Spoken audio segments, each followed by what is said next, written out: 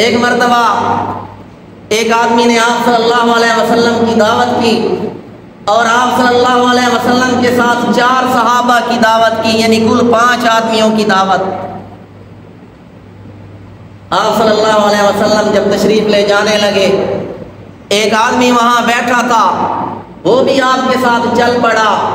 جس طرح ہوتا ہے جب کسی بزرگ کی دعوت کی جائے، اس کے جو معتقدین ہوتے ہیں، مریدین ہوتے ہیں، وہ بھی ساتھ چل پڑتے ہیں، تو وہ بھی آپ صلی اللہ علیہ وسلم کے ساتھ روانہ ہو۔ آپ صلی اللہ علیہ وسلم جب وہاں تشریف لے گئے تو میزبان سے ملاقات کی۔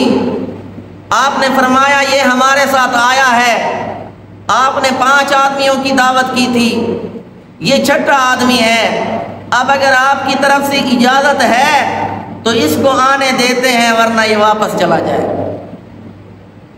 تو اس کا بھی خیال رکھا جائے۔ ویسے ہم عام طور پہ دیکھتے ہیں دعوت کے موقع پر بن بلائے مہمان بکثرت آ جاتے ہیں۔